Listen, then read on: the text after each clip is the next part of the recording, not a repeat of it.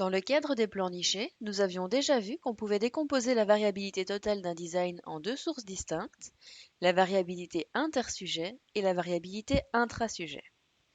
Dans le cadre des plans nichés, on développait relativement fort la zone qui se rapportait à la variabilité intersujet, dans la mesure où tous les facteurs de notre design étaient des facteurs de type intersujet. Au contraire, on développait très peu la zone de la variabilité intrasujet. Dans le cadre des plans croisés, ça va être exactement l'inverse, dans la mesure où tous les facteurs de notre design sont des facteurs de type intrasujet. Nous allons donc décomposer cette variabilité en plusieurs sources de variabilité correspondant chacune aux différents contrastes qu'on a créés ainsi qu'à leurs erreurs respectives. Nous allons commencer par compléter cette zone. Pour ce faire, vous aurez besoin des informations suivantes dans vos outputs Jamovi: les OneSample t-tests réalisés sur chacune des variables WKI, ainsi que des descriptives de sorte à connaître la moyenne et l'écart type de chacune des variables WKI créées. Si jamais vous avez toujours à disposition les résultats des OneSample t-tests mais que vous n'aviez pas demandé les descriptives en plus du test inférentiel, comme toujours, il est possible de cliquer sur l'output pour que le menu se rouvre automatiquement et de cocher ensuite l'option Descriptives. Nous allons commencer par une information que vous avez déjà dû calculer lorsque vous aviez créé les équations pour les modèles compacts et augmentés, à savoir les valeurs des coefficients associés à chacun des contrastes. Pour rappel, dans la métrique W, les coefficients associés à chacun des contrastes sont égaux à la moyenne de chacune des variables WKI. Par exemple, le coefficient associé au premier contraste dans la métrique W est égal à 0,612. Nous voulions que les coefficients soient exprimés non pas dans la métrique W, mais bien dans la métrique Y, et pour ce faire, il convenait de diviser la moyenne de chacune des variables WKI par la racine carrée de la somme du carré de tous les codes du contraste K. Par exemple, pour créer la variable W1I, nous avions utilisé les pondérations -1, -1, -1, +1, +1, +1. La somme du carré de toutes ces pondérations était donc égale à 6. Et pour cette raison, il faudra diviser 0,612 par la racine carrée de 6 pour connaître le coefficient associé au premier contraste dans la métrique Y. Or, 0,612 divisé par racine carrée de 6 égale 0,25. En procédant de la même manière pour toutes les variables WKI, vous trouverez les coefficients associés aux 5 contrastes dans la métrique Y. À présent, nous allons calculer les valeurs des statistiques F associées à chacun des contrastes, ainsi que leur p-valeur. Dans Jamovi, vous n'avez pas à disposition de statistiques F. Vous avez par contre des statistiques T calculées pour chacune des variables WKI. Or, comme vous le savez, il existe une relation mathématique entre les statistiques T et F, puisque la statistique F associée respectivement à 1 et x degrés de liberté est égale au carré de la statistique T associée à x degrés de liberté. Pour trouver les valeurs de statistique F associées à chacun des contrastes, il convient alors de déterminer le carré de chacune des statistiques T associées à chacun des contrastes. Pour déterminer la statistique F associée à C1, par exemple, il faudra élever 2,087 au carré. Or, 2,087 au carré est égal à 4,355. La p-valeur est évidemment la p-valeur fournie dans le logiciel, à savoir 0,033 pour le premier contraste. On va à présent compléter la colonne des degrés de liberté, et comme vous le savez déjà, chaque contraste sera automatiquement associé à un seul degré de liberté. En ce qui concerne l'erreur de chaque contraste, elle sera systématiquement associée à n-1 degré de liberté. Or, dans la mesure où il y a 10 sujets dans la base de données, n vaut 10. L'erreur de chaque contraste sera donc associée à 9 degrés de liberté. Pour connaître le nombre total de degrés de liberté associés à la variabilité intrasujet, il suffit de faire la somme de tous les degrés de liberté associés à chacun des contrastes ainsi qu'à leur erreur. Et c'est ainsi qu'on trouve une valeur de 50. Il nous manque encore carré moyen, somme des carrés des écarts et PRE. Et on va commencer tout de suite par la somme du carré des écarts associés à chacun des contrastes. Dans le syllabus théorique, il est indiqué quelque part que la somme du carré des écarts pour un contraste est égale à la somme du carré de la différence entre la prédiction faite pour le score WKI au niveau du modèle augmenté et la prédiction faite pour ce même score au niveau du modèle compact.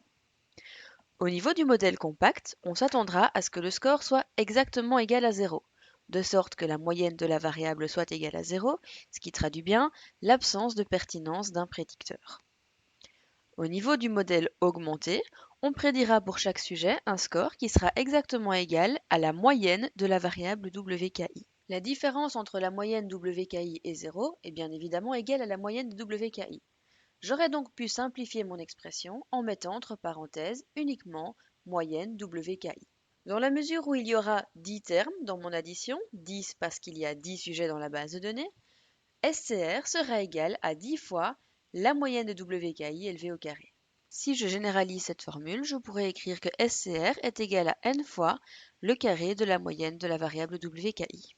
Pour C1, la moyenne de la variable WKI valait 0.612. Si j'élève cette valeur au carré et la multiplie ensuite par 10, j'obtiendrai 3.75.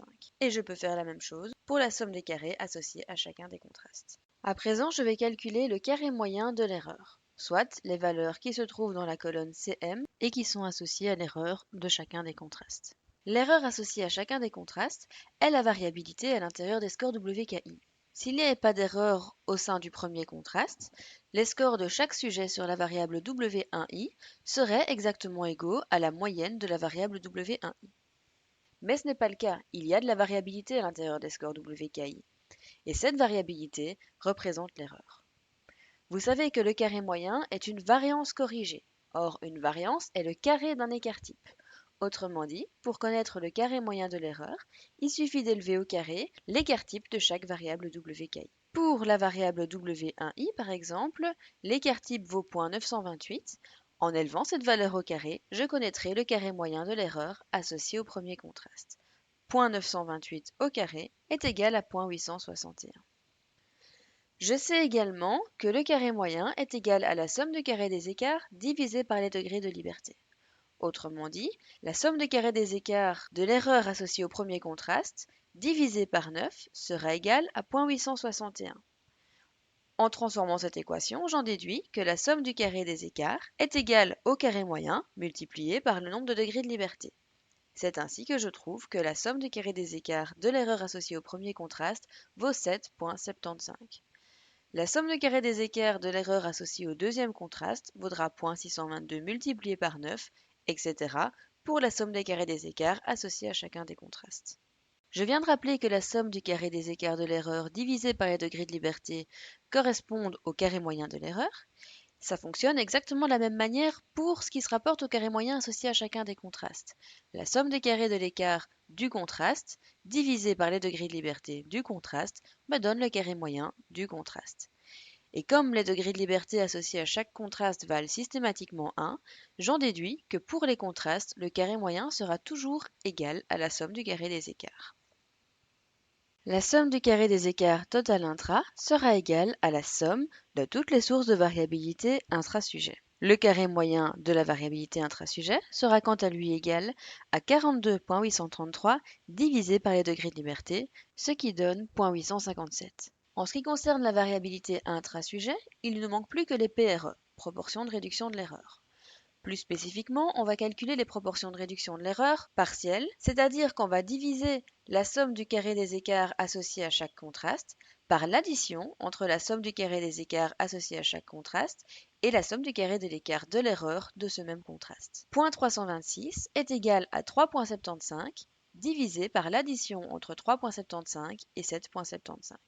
De la même manière, 0.720 est égal à 14.4 qui est divisé par la somme entre 14.4 et 5.6, etc. pour toutes les proportions de réduction de l'erreur. Il nous reste à étudier la variabilité intersujet, soit ce qui fait que les 10 sujets au sein de notre base de données n'ont pas tous exactement le même score. Pour calculer la variabilité intersujet, on va utiliser la variable W0i. Si tous les sujets avaient exactement le même score, autrement dit si la variabilité intersujet était nulle, l'écart-type de cette variable W0i serait également nul. Et plus les scores entre les différents sujets sont variables, plus l'écart-type de la variable W0i sera élevé. Vous l'aurez donc compris, l'écart-type de cette variable W0i représente la variabilité intersujet. Je vais me rendre dans les descriptifs, Exploration Descriptives, de sorte à étudier l'écart-type de cette variable W0i. Comme vous le savez, on fait passer la variable qui nous intéresse dans la zone Variables.